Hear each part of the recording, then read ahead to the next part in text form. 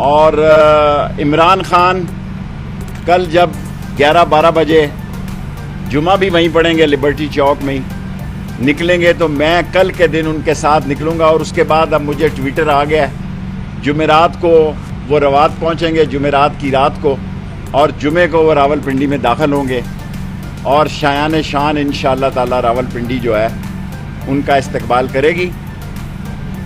और बाकी जो हालात जा रहे हैं, मैं नहीं समझता इस मुल्क को आगे लेकर जाना है।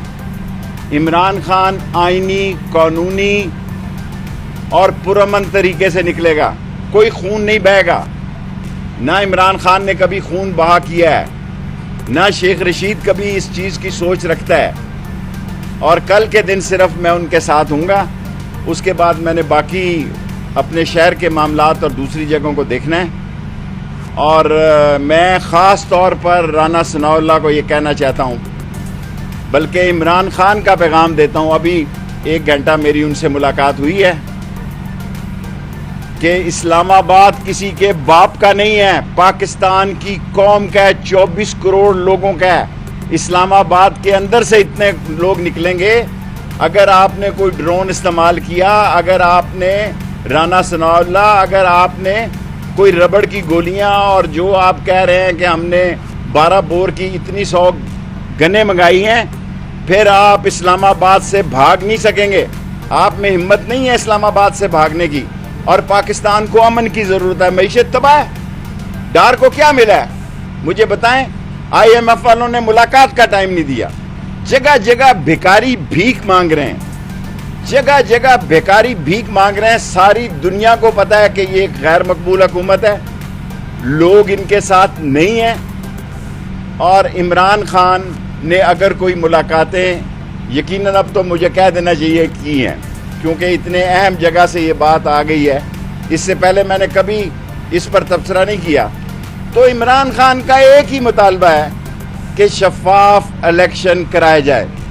और कोई दूसरी बात इमरान खान ने कही है तो आप मुझे बताएं कि इमरान खान ने सवाए इसके कि शफाफ इलेक्शन कराए जाएं, बरतानिया में क्या हो रहा है, जर्मनी में क्या हो रहा है, फ्रांस में क्या हो रहा है, इन सारे मुल्कों में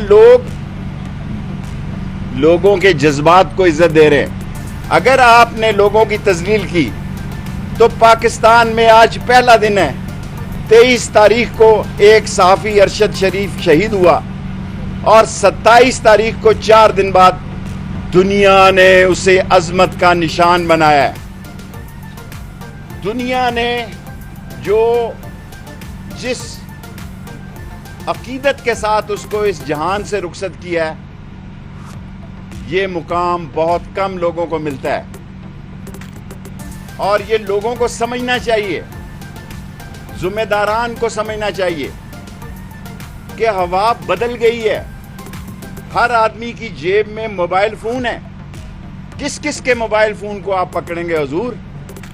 आप सारे मोबाइल फोन भी नहीं रोक सकते। सो एक ही हल है, ये हुकूमत चोर है, डाकू हैं, लुटेरे हैं, कमजर्फ हैं, कमअक्ल हैं, ज़हनी पस्ती का शिकार हैं। असल फसाद मुल्क में ये चाहते हैं क्योंकि इनको पता है कि हम इलेक्शन का मुकाबला नहीं कर सकते।